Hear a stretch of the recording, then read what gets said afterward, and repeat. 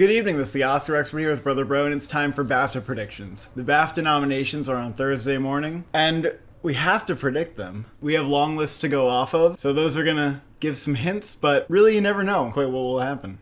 It's kind of weird to have a short list where 60% of the entries are getting in, and that's the case for the acting categories. Alright, we'll start at the top. Best Picture.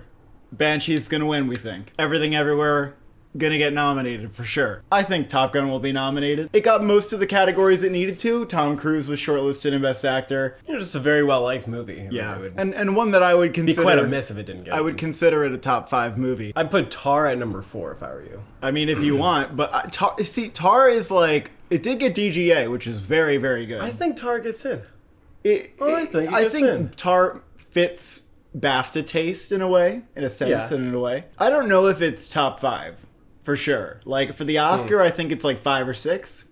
But with Elvis, Wrestling with Elvis. Elvis, I understand why people think Elvis is getting this. Elvis got 12 long list mentions, and I think it will do pretty nicely. I think it will get a decent chunk of nominations. I guess I'm just not convinced that Elvis is top 5, that's all. It didn't make DGA, which was like, okay, let's slow down here. It's like Don't Look Up last year, how that got in. And I don't think we predicted that would do a Best Film nomination. We had that at number 6. Elvis, I think Elvis it's also is like sort of like Bohemian Rhapsody, which did very well nomination-wise, except didn't make Best Film at BAFTA. I'm going to say it's that for now. So I just saw something that's changing my mind. I looked up Baz Luhrmann on IMDb, and I went to what BAFTA awards he's been given. My God, they are his biggest fans. Strictly Ballroom got Picture, Screenplay Director. Romeo and Juliet won Director and got nominated for Screenplay. Moulin Rouge was nominated for everything. Like, compared to the Oscars, he is a heavy BAFTA favorite. So I think I will predict Elvis in film, and I still kind of want to have Tar. And maybe I'll just take the risk of saying that All Quiet is like their number 7. And that it's not a top 5 for them. And All Quiet on the Western Front, that has 15 long list mentions. Not only that, I will say Mank got 14 long list mentions and was not nominated for Best Film at BAFTA. Chicago 7 got 15, that got nominated. Don't Look Up got 15. House of Gucci got 13, didn't get nominated. Even more impressive, the long lists this year were shorter than previous years, and All Quiet still got 15. Yeah. Banshee's got 14, Everything Everywhere, and Elvis got 12. Those are the most long-listed movies. I'm going with All Quiet because I think if every branch thinks it's in there, then I'm going to say yeah. Even down to costumes and the actors getting in and casting. Even though some of those could be jury saves, I think that's a lot. And this is really where we're going to be looking on BAFTA nomination morning. How well is All Quiet doing, and is that enough to predict it for Best Picture? Because we remember, The Mauritanian got nominated here. And that didn't mean that it got Best Picture at the Oscars. We felt pressured to put it in for at least one category at the Academy Awards following the BAFTA turnout, and it just didn't happen. Yeah. Also, Nocturnal Animals, like, way overperformed here. Even if All Quiet got, like, 7 BAFTA nominations, I'd still be like, I don't know for sure. But it'll also be helpful to see where it has tech potential. The Fabelmans. Yeah. This is actually hard for me not to put in. I know it got like 5 shortlists and it missed like... Which is abysmal. It was abysmal. It's abysmal. It was abysmal. Absolutely. But I was almost tempted to say Fabelmans gets like 1 nomination and it's Best Films. I think if Fabelmans got Best Film, it would get Screenplay at minimum and then like Actress or Production Design or something. I think the Fabelmans can still get in here by virtue of... I think it's a top 3 contender.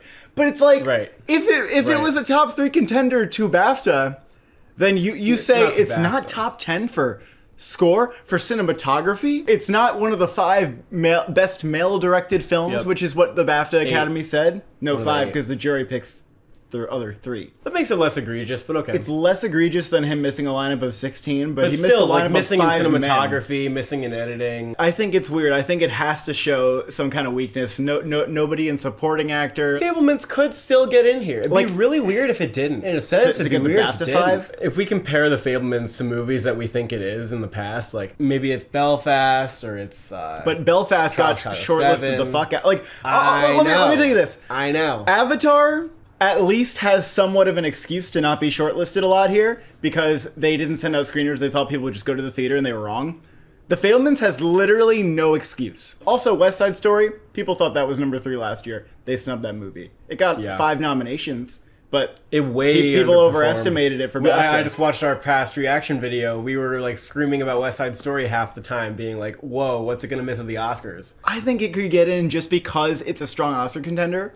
And typically, if you're top 3 for the Oscar, you get in. If Fabelmans doesn't get in here, you can't say that's winning Best Picture. And you could say, oh, Coda, but like, you think the campaign and the type of movie Coda is comparable to The Fabelmans, which is a contender from the announcement of the film's existence? If that misses Best Film, it's done. There's no excuse. Let's put it this Coda way. had an excuse, I would say, because it was a late bloomer. Also, we have to acknowledge that The Fabelmans going into the Oscars will have no wins at Critics' Choice and no wins at BAFTA. That doesn't look very good for a movie that's supposed to win Best Picture, does it? No wins at BAFTA is actually less correlative than no wins at Critics' Choice. What's even more fucking weird is that The Fabelmans might get like 1 or 2 or 0 nominations. Dare I say it? It could get 0. Yeah, probably not 0. I can see, but there's a world because it's not locked for anything. That's why. No. I'm a little tempted to put it in anyway, though. I know. I don't know what I'd put it in over there because Tar maybe. What if All Quiet just missed Best Film but got everything else? That's definitely possible. Is the thing because although All Quiet, Why do you think it's possible? Because although All Quiet is getting all these nominations, does that necessarily mean that it's a top 5 movie for people? What if it's just like number 7, but they love it in text? But It's I would hard also to say All Quiet's not getting nominated with 15 shorts. It's really hard to say that. It's really It's hard too to say hard that. to say that. Well, then let's have the Fabelmans at 6. I don't know what to All right. tell you. Fabelmans Or at just 6. I wouldn't take out Top Gun. I guess I wouldn't take out Top Gun. And Elvis is also tempting to have in the top 5. I'm not as tempted with Elvis. If the long lists were like up to 15, I think the Fabelmans would have gotten a few more.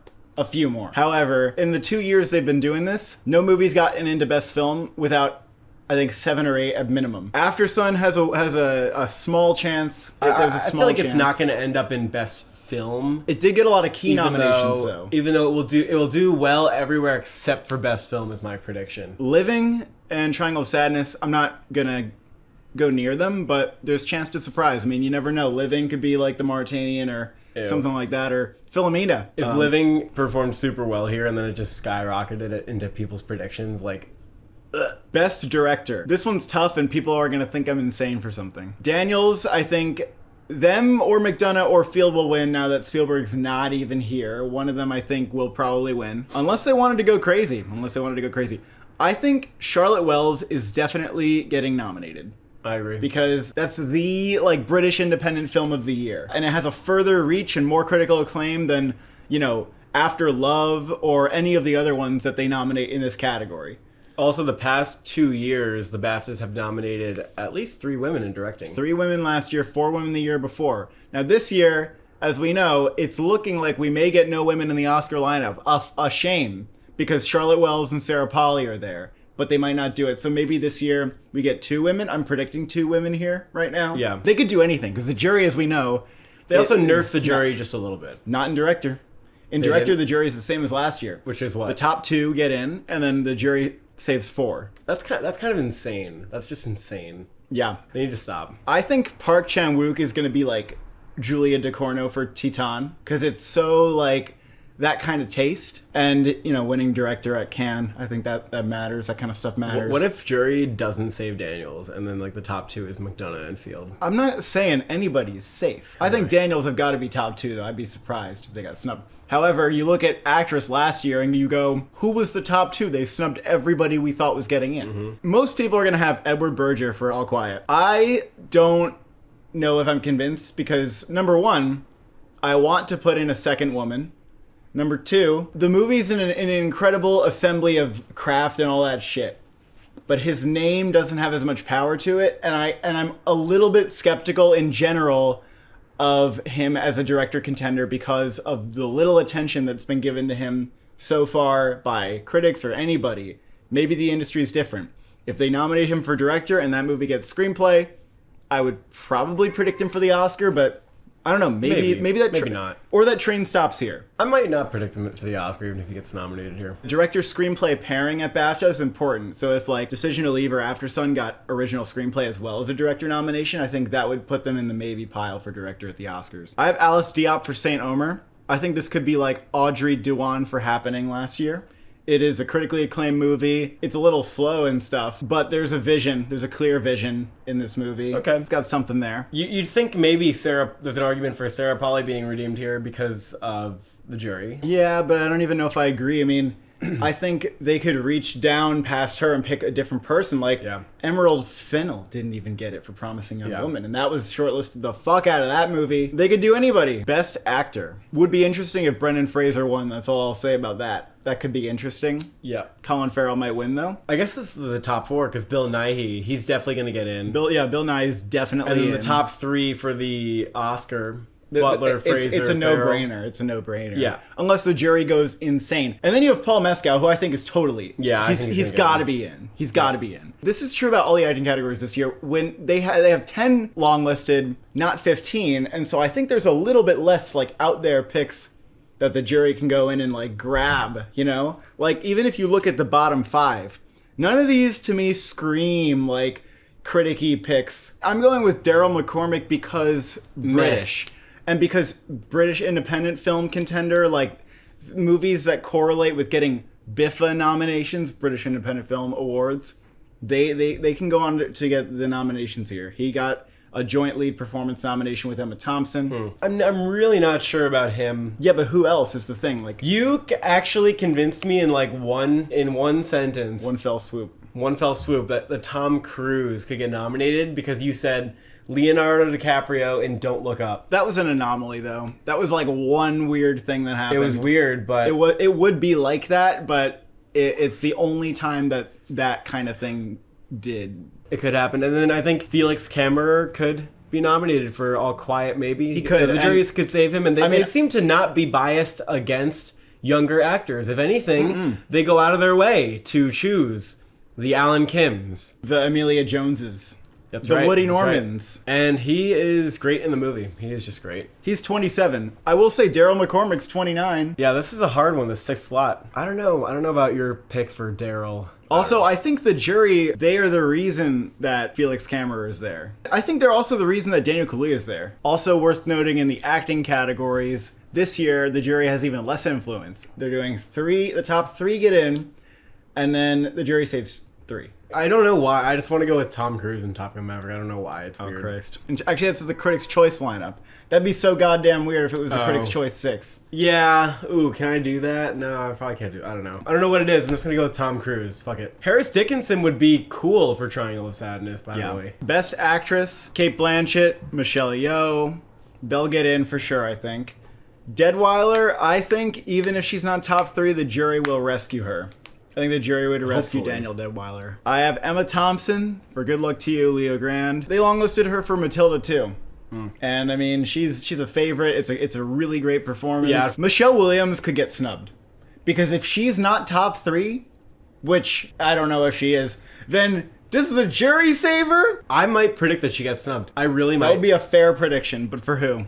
Because I kind of am getting convinced in a weird way that Viola Davis misses.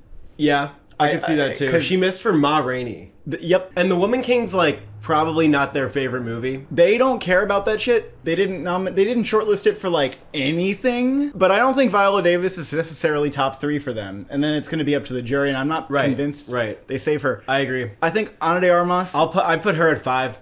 I just would. All right, let's put Ana de Armas at 5. And Ana de Armas has SAG and Golden Globe. My God, that movie has a lot of visibility. Like people have seen it. I still think that's possible. But here's the thing: when I look in the woods, I think is Naomi Aki like she is a British actress, but does she fit the bill for a jury save? I'm not really sure. I think we were going over this, and Jessica Chastain I don't think fits the bill either. They don't really care if you're British if your movie's not like one of their British independent films. Like there were so many examples just last year. Like Andrew Garfield got snubbed for Tick Tick Boom. Naomi Aki's actually nominated for the Rising Star Award this year. Yeah, I don't know if that's important though. Leslie Manville, I'm a little tempted with for Miss Harris Goes to Paris because that is one of the British independent films, and It's not an independent film. It's just like a jolly British costume thing. Did they nominate that in categories? I mean, it's in the costume shortlist. I don't think it got a whole lot more than that. I want to be bold and skip over Michelle Williams and Viola Davis based on my gut, and then go with like somebody else because I feel like I can. I just don't know who though. I think Michelle Williams could get in one way or another. I also feel like The Fabelmans isn't gonna do so fucking bad that it has like almost no nominations. I'm okay with this as a top 6. Supporting actress, Carrie Condon is getting nominated, very possibly winning. Dolly De Leon is going to get nominated here, which I love, and that's absolutely happening, I'm convinced.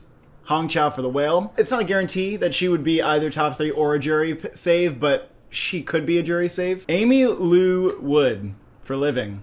I think this will happen because British Independent Film Contender was nominated at British Independent Films. I wasn't convinced at first, but also, you know, you were saying they nominate the young ones, and she's pretty young. Jamie Lee Curtis for Everything Everywhere. I think she could be a top 3. She's sort of on the cusp to me in a weird way. You know, they don't have that many options. They have options. If they had a short list of 15, my imagination might run wild a little more, but with only 10 and there's 6 nominees, I gotta still keep her in. I actually could see them going for like a lot of people here though. Like the jury saving, you know, up to Emma Thompson, Carey Mulligan even, Janelle Monáe, like Emma Thompson for Matilda. Yeah, why not? Yeah, why not? Well, like, but there's not like a great reason why to me. Because she's Mrs. Trunchbull and she's caked in makeup. Why is Angela Bassett not in the top 6? Listen, that's weird. Listen, it's the reason that Black Panther 1 didn't get a single nomination at BAFTA except for visual effects, which it didn't even get at the Oscars. I'm saying it didn't get costumes, a category it won. I just think maybe not. There's a decent shot that it doesn't happen. I mean, I think they could do Lashana Lynch in The Woman King. I know we said Davis isn't getting it, but the juries are not consistent with each other, nor are they the same people. And Lashana Lynch won the Rising Star Award. It's also last year. weird to because she's British, and she was in Matilda. She's Rising Star Award winner. She's also in No Time to Die. People like her in Matilda a lot. For the record, I do think Angela Bassett will win the Oscar at this point in time. So I don't even think this would necessarily get in the way. This is just like some BAFTA fuckery. If she didn't make top 3, I don't know if the jury would care about the Marvel movie. However, she might make top 3 because I think Angela Bassett's performance and the hype around her in this movie has taken on a life of its own that is separate from Wakanda Forever. So you don't even need to necessarily care. But also she wasn't nominated for the movie she got Oscar nominated for. I just think it could happen, and if it doesn't happen, I want to say that I called it. That's all. I feel like Bassett gets in against all odds. Over who? I don't know, Jamie Lee Curtis maybe? Couldn't you see a jury being like, meh? Yeah, I know, but I think she might be top 3. Well, whatever, I'm fine with this. I mean, I'm going to try to call Angela Bassett snub. Supporting actor, Ke Huy Quan will win. Brendan Gleeson and Barry Keoghan will both be nominated. That's easy. That's a no-brainer. At 4, I have Ben Whishaw for Women Talking. I mean, I think the jury could save him. And he is British. I mean, I know you kind of just said they don't really care if you're British in a non-British movie, but it's another thing where it's like slim pickings for me. Like these are 10 nominees. Like I don't know who else though. Like as a jury save, I don't see it being like Brad Pitt, Babylon, Tom Hanks, Elvis, Eddie Redmayne, The Good Nurse, and Woody Harrelson, Triangle of Sadness. All those seem kind of weird to me. British people know him pretty well. He's a friendly face for them. Michael Ward in Empire of Light, also a winner of the BAFTA Rising Star Award in a British movie. So I feel like that's fair. And he's young, and they like picking young people. We said that already. And then at 6, I have Albrecht Schusch for All Quiet on the Western Front. And I think the jury put him here. I mean, Eddie Redmayne could do it. Like, he's campaigning his ass off. He's British. But I just don't know. I don't think he's top 3, and I don't think he's necessarily a jury pick. I think he deserves a nomination. You know, I'm actually glad he's getting all this buzz for the performance. Original screenplay, Banshees will win. Everything Everywhere and Tar will be nominated. The Fabelmans, so a lot of people think that After Sun and Triangle of Sadness are going to be both nominated, and the Fabelmans will because that'd be like a out. nice outcome. Well, not because it'd be a nice outcome, but because those are movies the BAFTA seem to like, and they could be showing their support here, whereas the Fabelmans, a lot of them didn't seem to like it that much. But I will say this. People thought King Richard was not getting nominated for this award, and they were trying to predict something like Parallel Mothers to happen, and it didn't happen. King Richard just got in. It was like, oh, you're being the Oscars. You nominate Being the Ricardos and King Richard. I think the Fabelmans, will get this at minimum. It feels like such a lock for the Oscar that I don't know if they can resist it. And it's also not a righty movie. West Side Story was more of a colors, fun, and dance movie. This movie is about the dialogue and the characters. In the grand scheme of things, if the Fabelmans missed screenplay at BAFTA, it'd be so baffling.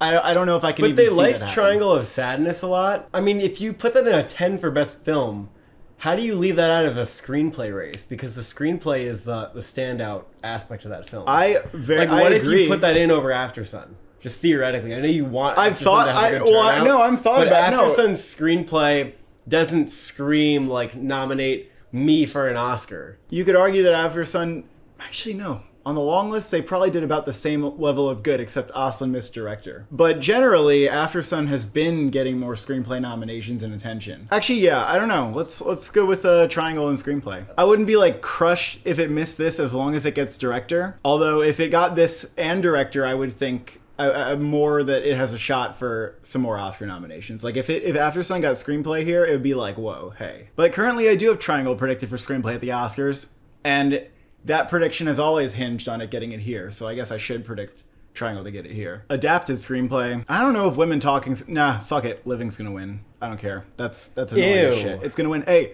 it's on the best film list, and Women Talking isn't, okay? Fine. It's disgusting. Well, not a Coda fan. won screenplay, and that was not in best film. Yeah, but it was on the long list. I think All Quiet on the Western Front will get screenplay here. The Whale will get it, too. This movie's getting nominated for Best Picture at Yeah, the The Oscars. Whale's just catching on late. Also, people think The Whale might win screenplay at the Oscars. Yep. A little scary. It might. But it actually could happen. Glass Onion, I think, will get nominated too. The first one did. It kind of makes sense to have that as your 5. I don't think She Said's gonna happen here. I just don't. And I'm thinking that could slip for the Oscar. That's number 5 or 6 for me. The Wonder could be a British pick that they do, when they nominated The Dig last year. Cinematography. This one's a little tricky, but we got some fun picks in here. Top Gun Maverick will win. Empire of Light will be nominated. That is getting it everywhere. That's the only movie besides Top Gun that has Critics' Choice, ASC, and BAFTA long list right now. Doesn't really make sense to me, but It's also whatever. British. All Quiet, I mean, if gotta they, get in if here they don't do anywhere. it, if they don't do it, If they don't do it, it's dead. Elvis, I'll say this. They nominated Bohemian Rhapsody for cinematography. It's not just I'll because of allow it. it's not just because of the ASC that I'm doing it. I guess I'll allow that. I could see them going for Tar here. I know, that's why I put it at number 6. I think it's over Banshees. Can I tell you that 3 Billboards got nominated? And then does that What change the your fuck? mind? Because I don't Banshees know is if a that much changes my better mind. looking movie. The Mauritanian got cinematography. Yep. So weirdly, like, you can be a different kind of less showy contender, which is why I think they could do Tar. I feel like they will do Tar. If they nominated 3 Billboards, they'll nominate Banshees. That's what I I think. guess, but I don't know. A lot of people think they'll nominate The Batman. I disagree. Yeah. I would like to see they The did Batman. nominate No Time to Die for cinematography, but that That's was like a not British the same movie. thing.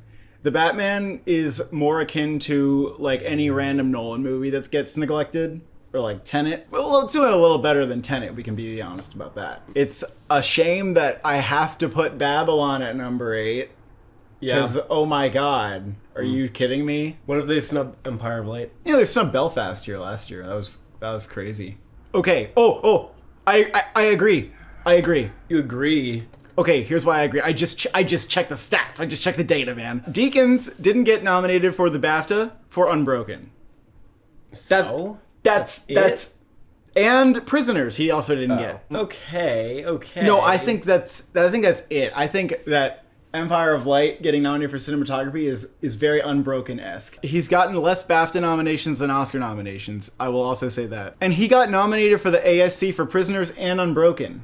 And then he missed the BAFTA for both. I do agree that Tar could get it here, and it'd be weird. This is a weird ass lineup. Sometimes the BAFTA have weird tech lineups Yep. like this. Yep. Yeah, let's go for that. Let's try it. Editing. Top Gun Maverick's gonna win. They love racing movies. This counts as a racing movie, okay? Everything Everywhere is not a racing movie. If it won, it would easily win the Oscar. But I think this is where it will not. Elvis will get editing. Banshees, I think, will get editing because it will be generally strong, and 3 Billboards got editing too. Promising Woman and Licorice Pizza both got editing at the BAFTAs.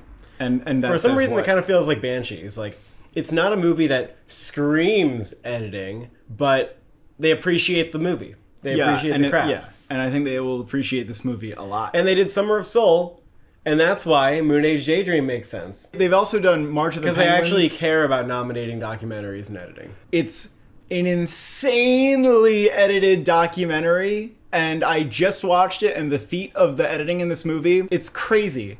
The movie's all editing. I think it's the best documentary I've seen this year. So I hope for it, but that's also not why I'm doing it. I had it here before I saw the movie. All Quiet, that's possible. if they want to really Very go hard. possible. Very possible. But it's also kind of a long take movie. It's not so much a quick cutting Is movie. it? I don't know if I agree with that. There's some examples of editing in the movie that are like interesting. I'm a little weary to over-predict it, though. Although that movie could get like 10 nominations. On its best day, it gets like literally everything. After Sun, there's a chance, but I don't think that they're going to go for it. Production design, Babylon. It'd be interesting if it still won. I do not know. I do not know what to say about what's winning. Elvis will get in. All Quiet should get in here. One of the very few guilds that All Quiet actually got was the Art Directors Guild. And it's not that category was not competitive, too. Avatar will get this nomination, I think.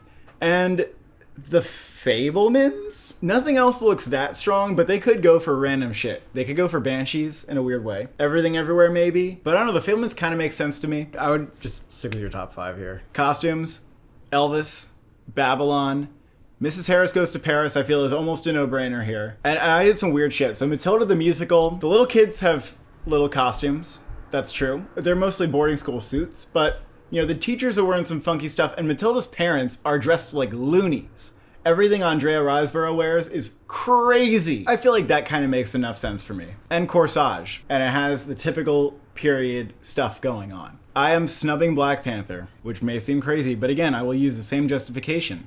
The first didn't get nominated for this award. Maybe they realized their wrongs and they're like, okay, this time we gotta do it, but Might have to agree. why should I predict it to get any nominations if they didn't nominate the first? That's my question. Why should I? Makeup, gonna be between Elvis and The Whale, probably. The Batman, I think, should be safe.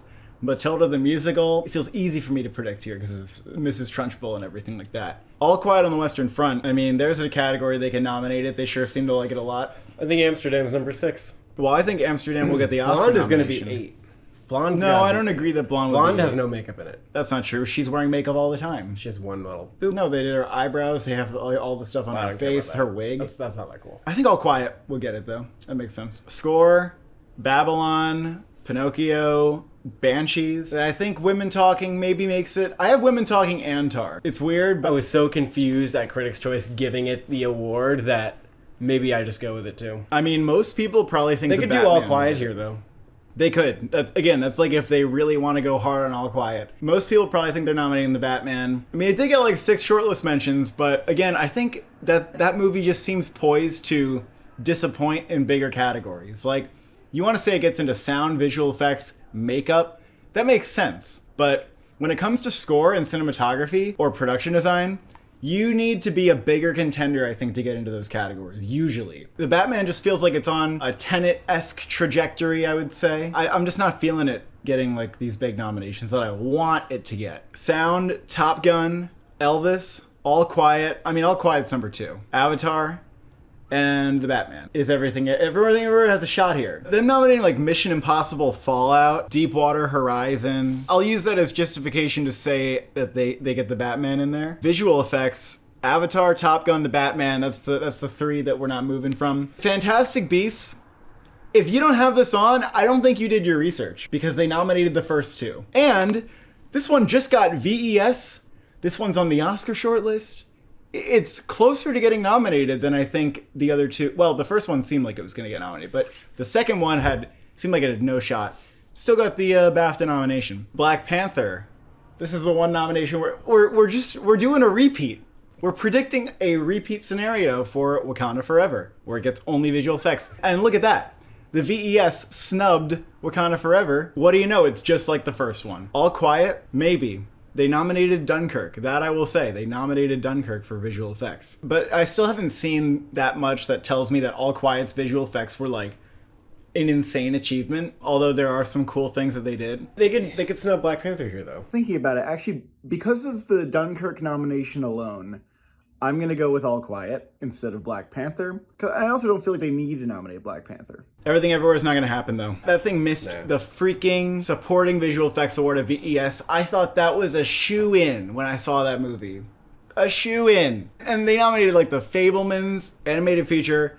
You'd have to be insane to not predict this for. Like, if there were 5, it'd be like a little fun mystery. But there's no mystery at all. International feature. All Quiet. Decision to Leave. Close, RRR, The Quiet Girl.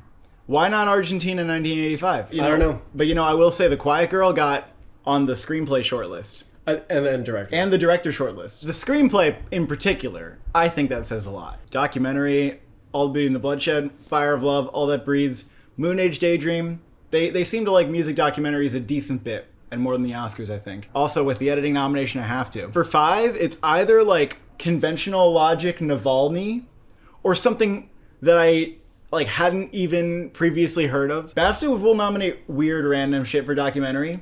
I just have no idea like how to gauge which one of these 5 at the bottom could possibly get it, and I don't really have a reason to think they wouldn't like Navalny.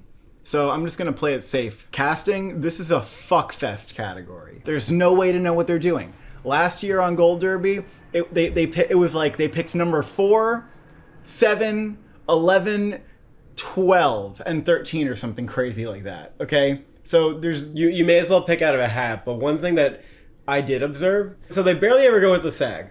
They're like one out of 5 for SAG in the last 2 years, but they will nominate 3 eventual Best Picture nominees. I'm going with 2 SAG nominees to be safe.